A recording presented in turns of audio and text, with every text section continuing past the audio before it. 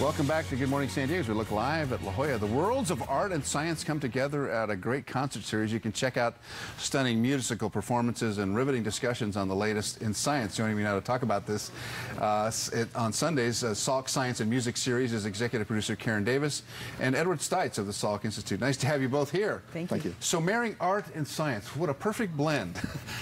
Karen, tell me a little bit about the genesis of this event.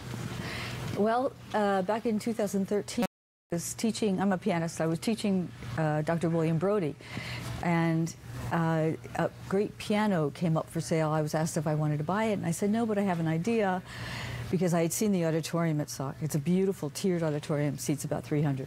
And I thought, what a perfect place for concerts. And he, Conrad Prebys, very generously bought the piano for Salk. And we started the series. So I, of course, wanted to do a music series, and Dr. Brody had the idea to add a science lecture in the middle of the program.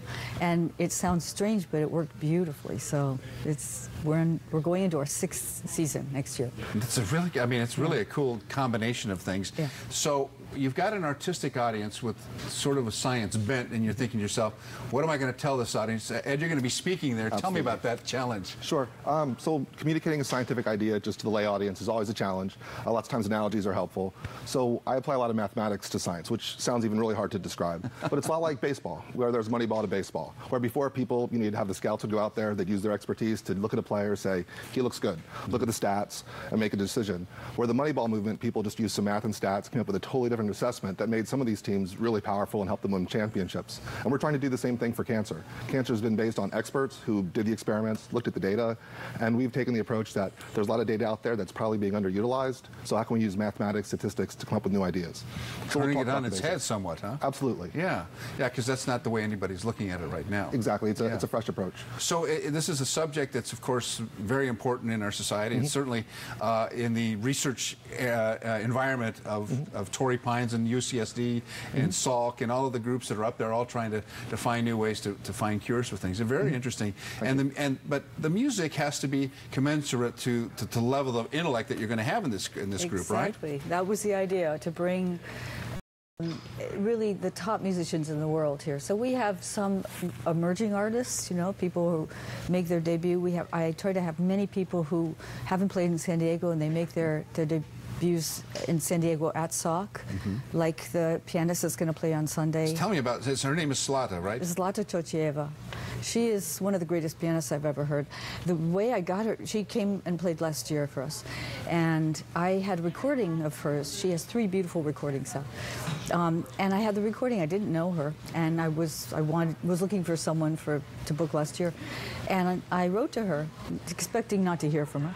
And the next day, she said, "Yes, I'd love to play there," and she came in. She just bowled everybody over. Wow! So she's very special. Besides having the most brilliant technique of any pianist I know, she tells a story. She plays a piece, and you hear it through fresh ears, and it's just so engaging and riveting, and she's really amazing. How does that change your approach? Because when you're lecturing in, let's say, in a science forum, you've got scientists, you've got people who understand what you're saying, and you said it's tough to translate to a lay audience, but this is a lay audience that obviously, because of music, it's also numerically not challenged, because music and math go together. Absolutely. Absolutely.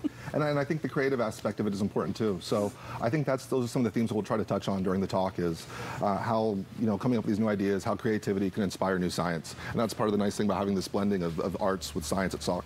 Will you take questions at this? I probably will beforehand, and if people want to stick around afterwards, absolutely happy to talk and answer questions. The questions are always a scary thing, I know. Oh, I'm a physician too, so I'm used to lots of interesting questions. So you are. I'm used to it. And how intimate is the theater? Is it really an intimate experience? It's the most perfect theater. It was built for lectures, but it turns out that the acoustics are really good. Oh, wow. So it's about 300 seats. It's tiered, and I think we have the best audience in San Diego by far. You could hear a pin drop during these concerts. Nobody falls asleep. It's just you know, everyone is paying attention and giving love to the artists, especially. I mean, artists love to come play here because they all say they've never seen an audience like this. All right, so this is happening at 4 o'clock at the Salk Science and Music Series.